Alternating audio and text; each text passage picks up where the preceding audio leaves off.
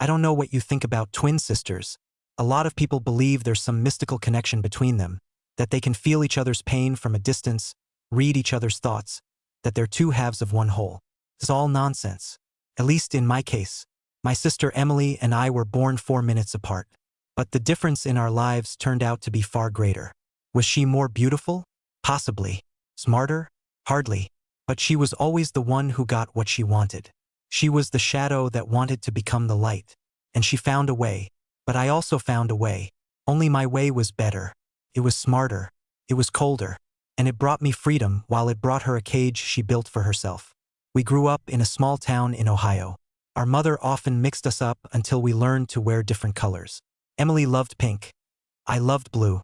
That became our only difference. We were as alike as 2 drops of water. The same eyes, same voice, same laugh. At school, teachers often confused us. Friends mixed us up at parties.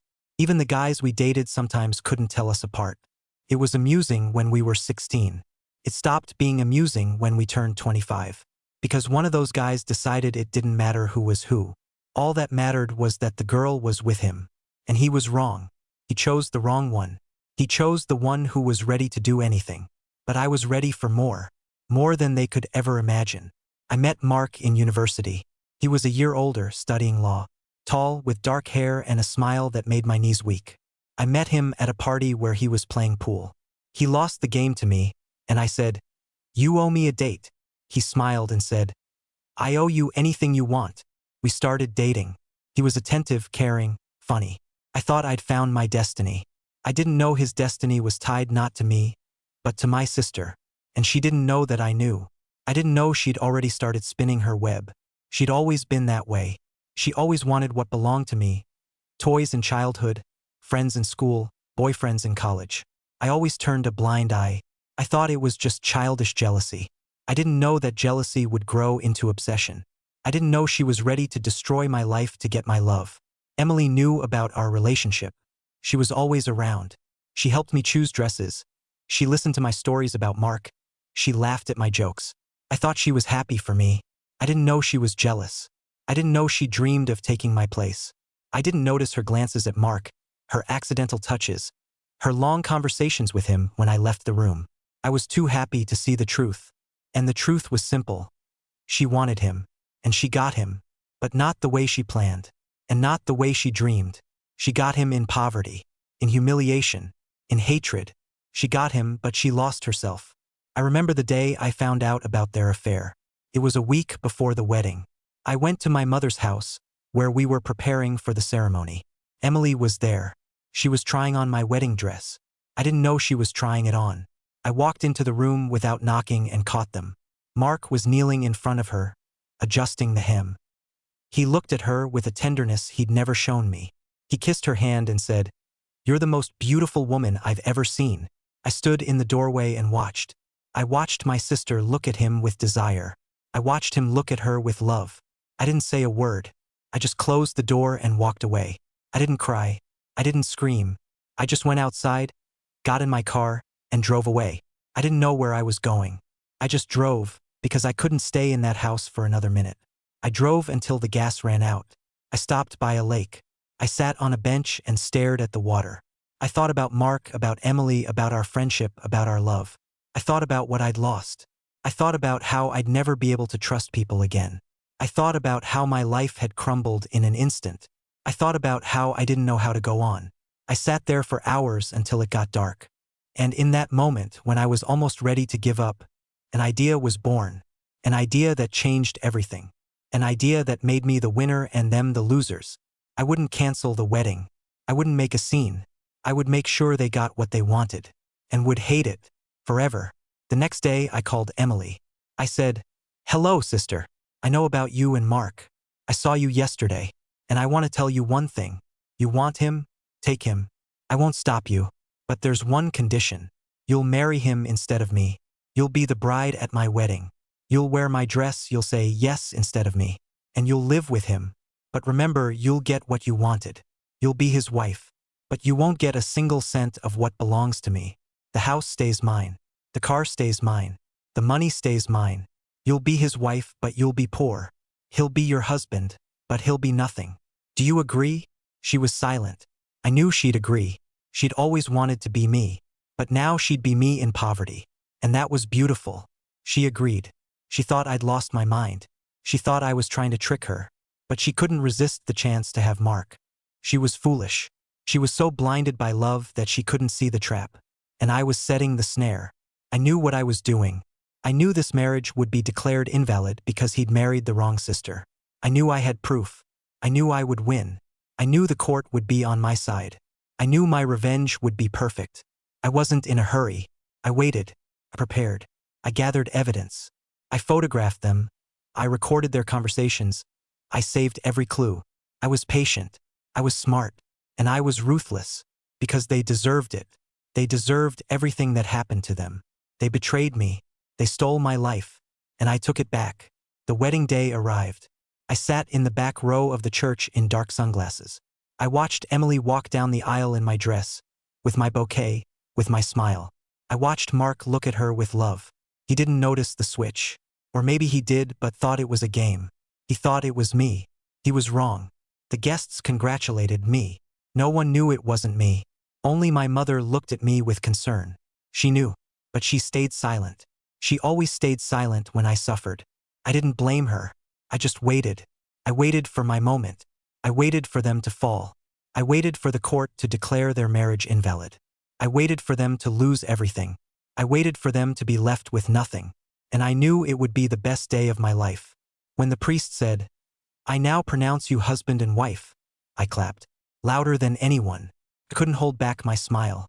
They were married. And they didn't know their marriage was a farce. They didn't know that in a month it would be declared invalid. They didn't know they'd lose everything. They didn't know I'd already started gathering documents. They didn't know I'd already hired a lawyer. They didn't know I'd already won. They didn't know they'd already lost. They just danced at the wedding, smiled, kissed, drank champagne. And I watched them and smiled.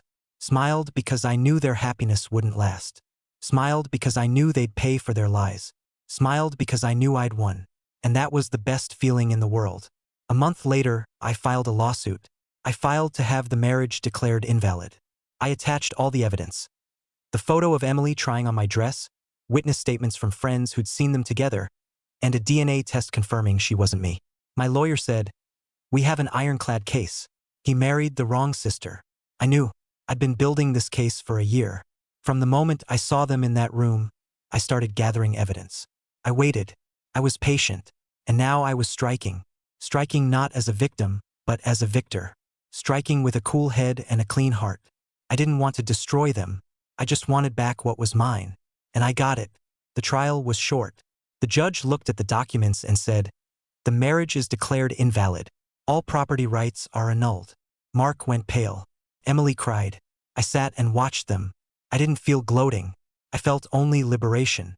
I won. They lost everything. The house stayed mine. The car stayed mine. The money stayed mine. And they were left with each other. And they hated each other. That was my revenge. Not blood. Not tears. Just justice. Just the law. Just karma. And I was at peace. I was free. I was happy. I was myself. And that was the best feeling in the world. After the trial, I felt strange. I expected to exult, to dance, to celebrate my victory. But I just sat on a bench outside the courthouse and watched the door they came out of. Emily and Mark. They looked like two ghosts. She wasn't crying. She was in shock. He was pale and disoriented. They didn't look at each other. They looked at me, and I looked at them. I didn't smile. I didn't do anything. I just sat and watched. They walked past me without saying a word.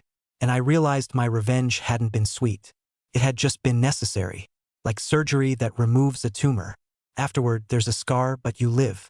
And you start to breathe differently. You start noticing things you didn't notice before. Colors become brighter. Sounds become clearer. The air becomes fresher. You start to feel free. And that feeling is worth everything you've been through. I went back to my house. The house that was mine and my father's, and that I'd almost lost. Everything was still the same. My things, my books, my coffee in the kitchen. But it was empty. Empty without them. Empty without the lies that had filled it before. I sat on the couch and stared at the fire in the fireplace. I thought about how they were now living in a tiny rented apartment I'd arranged during the trial. I knew they had no money, because I'd taken everything. I knew Mark was trying to find work, but his reputation was ruined. I knew Emily was suffering because her dream of the perfect life had turned into a nightmare. And I didn't feel joy. I only felt emptiness. Emptiness that needed to be filled with something else. I couldn't allow myself to live in the past. I had to move forward. I had to start a new life. I had to become a new version of myself. A version unafraid of solitude. A version that didn't need others' approval. A version that knew its own worth. I decided to leave. For a while. I couldn't stay in that city where every corner reminded me of them. I flew to New York. Rented an apartment in Manhattan. Found a job at a design studio. Started a new life. I met new people, went to exhibitions, drank coffee in small cafes. I tried to forget the past. But the past didn't want to forget me. It came to me in letters from my sister. Each letter reopened old wounds. Each letter reminded me of what I'd lost. But each letter also reminded me of what I'd won. I'd won my freedom. I'd won my life. I'd won myself. The first letter came a month after I left. Emily wrote, "I know I made a mistake. I know I shouldn't have done it. But I love him. I love him so much I can't breathe. We're living in a terrible apartment now. We have no money. We fight every day. But I can't leave him. He's my destiny. Please forgive me.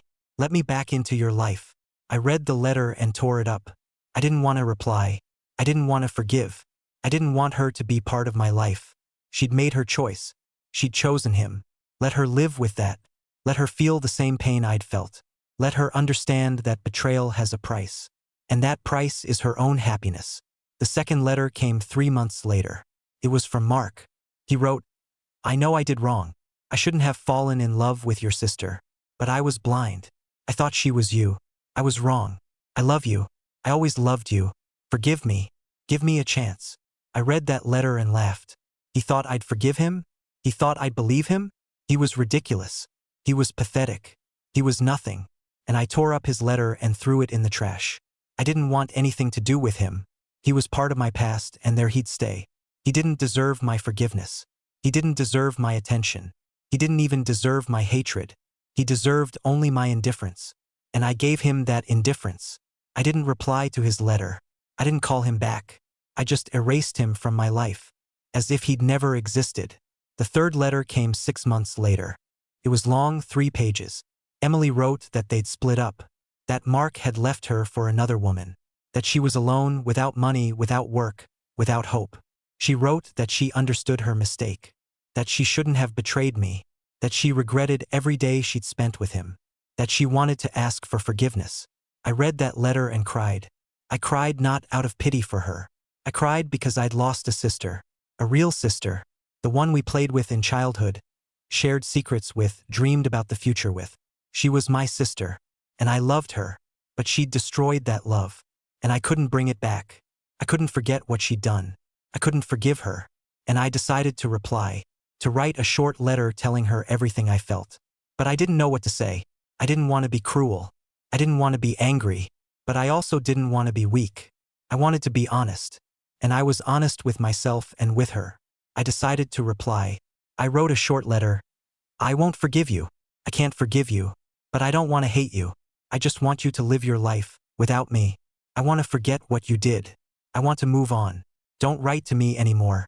I won't reply." I sent the letter and exhaled. I felt something release me. I wasn't holding a grudge.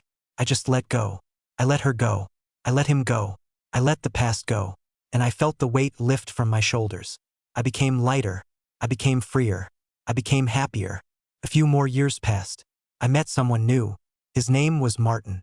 He was a designer, kind, honest, loving. He wasn't like Mark. He was better. He respected me. He valued me. He loved me for who I am. We lived together, traveled, made plans for the future. I forgot about that nightmare. I became happy. Truly happy. I stopped waking up in cold sweats at night. I stopped being afraid that someone would betray me again. I learned to trust people. I learned to believe in love. I learned to live in the present, not the past. And that was the best feeling in the world. One day I went back to my hometown to visit my mother. I was walking down the street and saw them. Mark and Emily. They were sitting on a bench in the park. They looked old and tired. They weren't talking to each other. They just sat and stared into space. I stopped. I watched them. I thought about how things could have been different. I thought about how they'd gotten what they wanted and hated it. The irony of fate. They wanted to be together. They got it. And they were miserable. But I wanted freedom. And I got it. And I was happy. I was at peace. I was at peace with myself. And I felt nothing for them. No anger. No pity. No love. Just a faint sadness. Sadness that they couldn't be happy. Sadness that they'd destroyed their own lives. Sadness that they'd lost everything. I didn't approach them. I just smiled and walked on. I felt no malice. I felt no pity. I only felt gratitude. Gratitude that I wasn't in their place. Gratitude that I was stronger. Gratitude that I'd found my own path. I walked on, leaving them in the past. I walked toward my mother, toward my family, toward my new life. And I didn't look back, because I knew it wasn't my war. It was their war. And they lost. I won. And that was the best feeling in the world. Now I live in Los Angeles. I have my own business, a loving man, and 2 children. I'm happy. I don't think about the past. Sometimes I remember that story and smile. I smile not because I was cruel. I smile because I was smart. Because I didn't let emotions take over. Because I made the right choice. And they made the wrong one. The irony of fate is that they chose their own path. I just nudged them. And they fell. But I didn't finish them off. I just walked away. Walked into my life. Into my freedom. Into my happiness. And I don't regret it. Not one bit. If you ever find yourself in a situation where you're cheated on, where you're betrayed, don't despair. Don't cry. Don't beg for forgiveness. Get yourself together. Make a plan. Make sure the betrayers get what they want and hate it. It won't be sweet revenge, but it will be justice. It will be the irony of fate, and it will be your victory. Remember, you're stronger than you think. Even when you feel broken, you can rise and become happier than ever. That was my path. Could be yours too. Subscribe to the channel if you also believe everyone deserves a chance to start a new life after betrayal. Share in the comments how you've dealt with infidelity. It would mean a lot to know I'm not alone. Hit like if my story resonated with you. And remember, you are stronger than you think. Even when you feel broken, you can rise and become happier than ever. That was my path. Could be yours too. Bye for now.